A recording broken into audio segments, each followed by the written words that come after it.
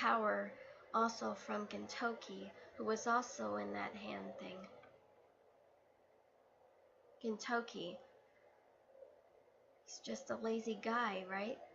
Immature. But I can see he's brave and truly believes in the true heart of a sword for the great samurai. He was taught so much from a man that was more than a teacher. And that's when Gintoki showed great respect for him, and anyone tarnishing that name will be slayed on the spot. Then her ears became more open, more like Nai's ears. And Nai is a boy. He may not be completely human, and he doesn't understand human emotions at first. Now he does. He's one of the most sweetest people you could ever meet. He would never harm anybody nor anything in his entire life. And all he wants is to be with his friend, Karuku. So much. I bet Karuku was more than just a friend, more like a brother to him. And also Shiro. He was accused of killing somebody, and he did, but he did it as a different personality. He's atoning his sins and making amends. He's the Silver King, the immortal king, Briar said. And then more power of the white of the silver from Shiro's power. And then there's Toma. He should be given credit where credit is due.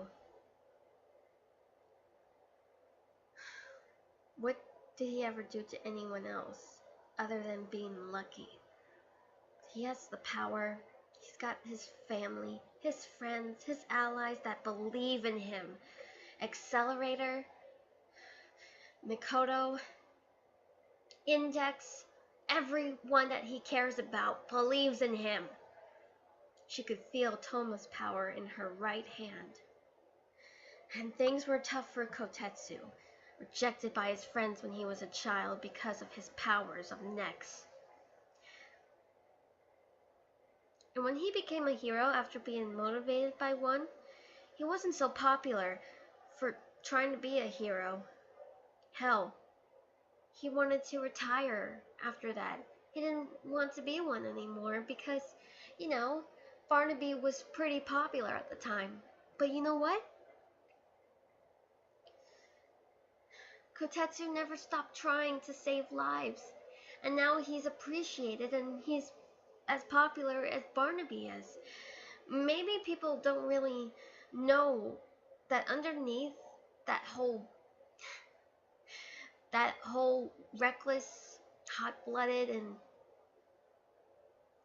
really goofy guy, he's got a big heart, and he's a father. And also, he also has excellent teamwork with Barnaby after really defrosting his cold heart. Maybe Barnaby wasn't so cold, but sometimes the pain still hurts.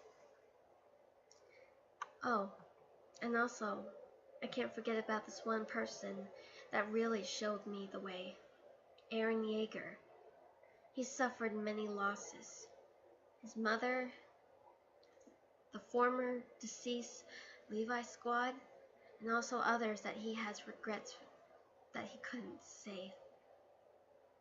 But here's the thing. He's a Titan.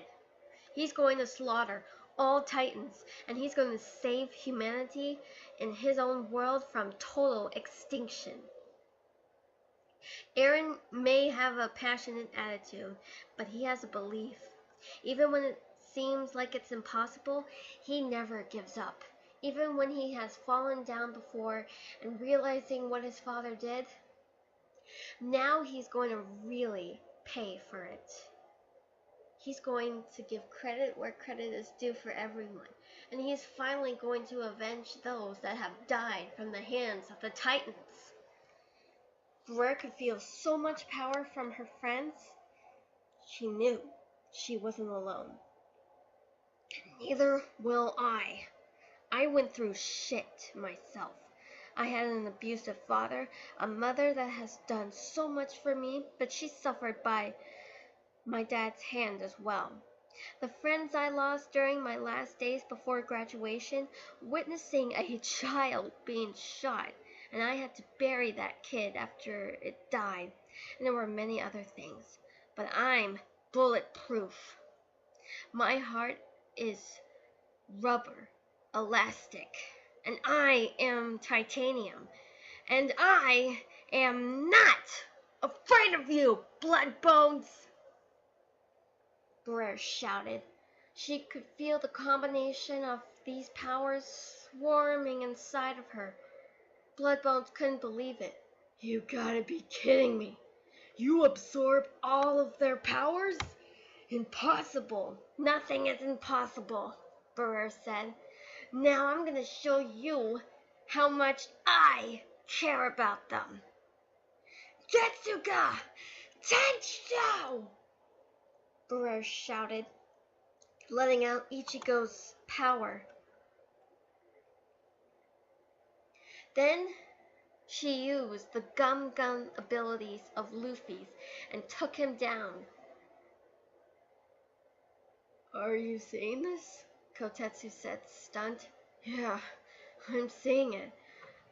I just don't believe it, Barnaby said. Then the power of fire, right from Natsu and then from Rin's, then the power of sword that she had with her and took down Bloodbones, using everybody else's abilities, and finally for the grand finish of using Aaron's Titan powers.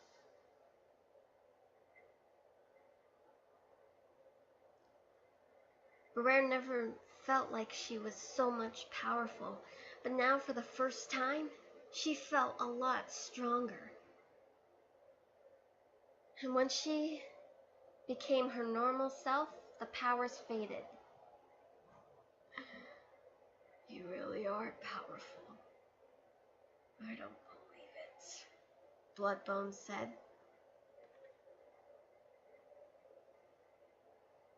Briar stood her ground. It's over. You've lost, she said. Bloodbones laughed.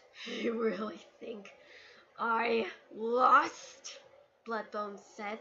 Then he took his blood appendages and choked Briar. Barnaby and Kotetsu tried their best to stop him, but they were also caught in the process. Bloodbones laughed at their misery. Josephat was watching from afar, but he was hidden. You really are pathetic, aren't you? Bloodbones hissed.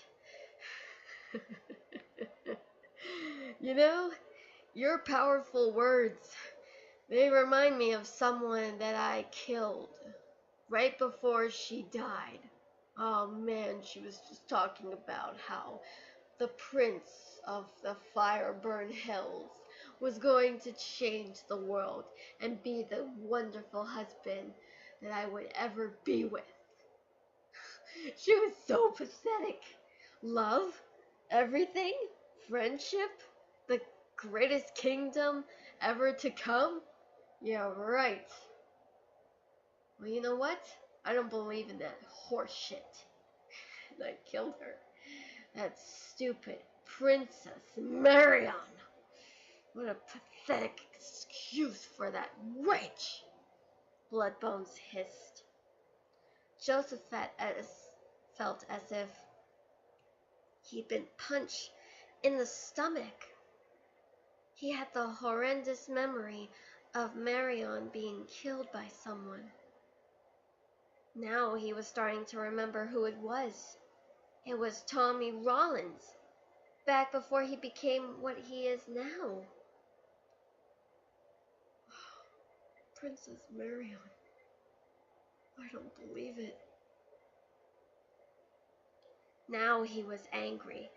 Josephat managed to stop Bloodbones and tackle him down in a ditch.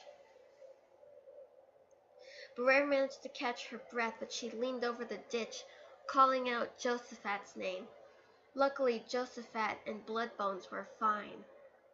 But Josephat was really angry, pinning him to the ground. He wasn't going to let go. Now he was mad.